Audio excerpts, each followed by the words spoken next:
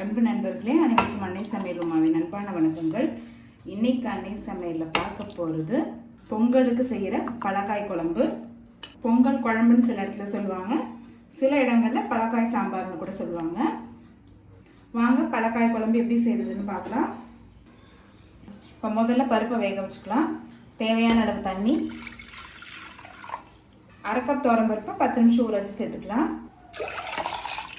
ஒரு பல் பூண்டு, கொஞ்சம் பெருங்காயம், கொஞ்சம் மஞ்சத்தூள். இப்போ மூடி போட்டு குக்கர்லேருந்து 3 விசில் வந்தோன்னே இறக்கி வச்சிடலாம்.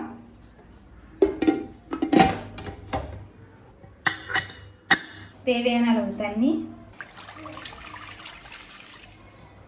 4 அவரைக்காய், கொஞ்சம் மொச்சை, கொஞ்சம் உருளைக்கிழங்கு, 2 கத்திரிக்காய்,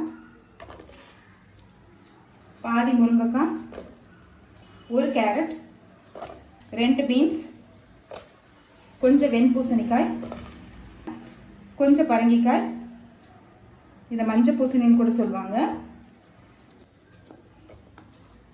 கொஞ்சம் சக்கரவள்ளி கிழங்கு. இதில் உங்களுக்கு விருப்பமான காய்கறி கூட போட்டுக்கலாங்க. ஏதாவது 1, 2, 3 காய் இல்லைன்னா கூட பரவாயில்ல. தேவையான அளவு உப்பு, கொஞ்சம் மஞ்சத்தூள்,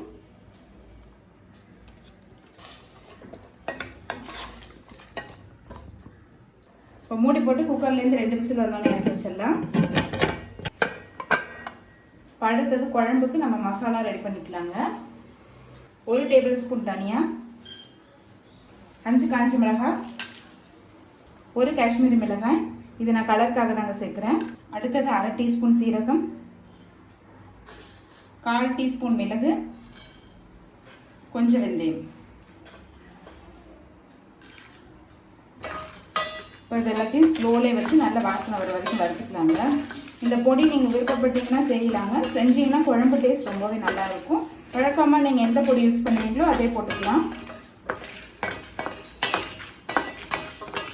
ஸ்லோலே வச்சு கலர் மாறாத மாதிரி நல்லா வறுத்துக்கோங்க. இப்போ நல்லா வாசனை வர வரைக்கும் வறுத்தாச்சுங்க. இப்போ இதை மிக்சியில் அரைச்சிக்கலாங்க. இப்போ குக்கர்லேருந்து 3 விசில் வந்துருச்சு, பருப்பு நல்லாவே வந்துருச்சு. இப்போ இதை தனியாக வச்சுக்கலாம். குக்கர்லேருந்து 2 விசில் வந்துருச்சுங்க. காய்கறி எல்லாம் பாருங்கள் கரெக்டாகவே வெந்திருக்கு.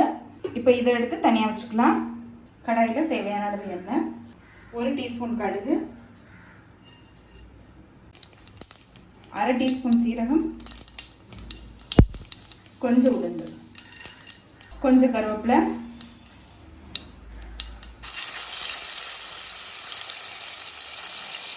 கொஞ்சம் பெருங்காயம். இப்போ அடுத்தது 1 பெரிய வெங்காயம், கொஞ்சம் சின்ன வெங்காயத்தை சேர்த்துக்கலாங்க.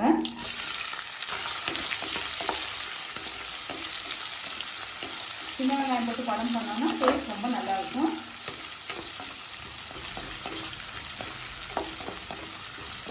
ரெண்டு பச்சை மிளகாய், 1 தக்காளி,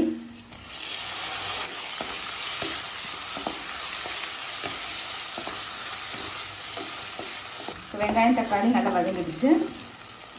வேக வச்ச பருப்பை இதில் சேர்த்துக்கலாங்க.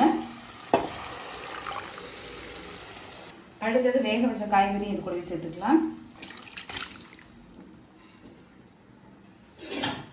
தேவையான அளவு உப்பு. காய்கறி வேக வைக்கும் போதே பாதி உப்பு சேர்த்துருந்தோம், அதனால் இப்போ அதுக்கேற்ற மாதிரி உப்பு சேர்த்துக்கலாம்.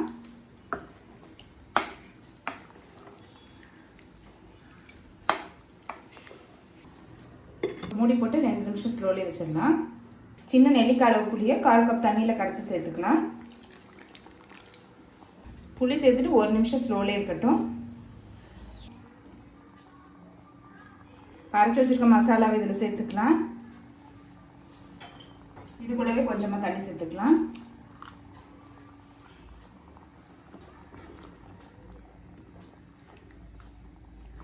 பொடி சேர்த்துட்டு ஒரு 2 நிமிஷம் நல்லா கொதிக்கட்டுங்க. இப்போ பொடி சேர்த்துட்டு 2 நிமிஷம் ஆயிடுச்சு. இப்போ குழம்புலேருந்து நல்ல வாசனை வருதுங்க. இப்போ கொஞ்சமாக கொத்தமல்லி சேர்த்துக்கலாம். இப்போ பொங்கல் குழம்பு ரெடி ஆகிடுச்சுங்க. சர்வ் பண்ணிடலாம். சுவையான பலக்காய் குழம்பு ரெடி ஆகிடுச்சு. ரெசிபியை ட்ரை பண்ணி பாருங்கள், கண்டிப்பாக உங்களுக்கே பிடிக்கும். ரெசிபி பிடிச்சிருந்ததுன்னா வீடியோவை லைக் பண்ணுங்கள், கமெண்ட் பண்ணுங்கள், ஷேர் பண்ணுங்கள். இது வரைக்கும் அன்னை சமையல் சேனலை சப்ஸ்கிரைப் பண்ணுறேன்னா சப்ஸ்கிரைப் பண்ணுங்கள். தேங்க்யூ.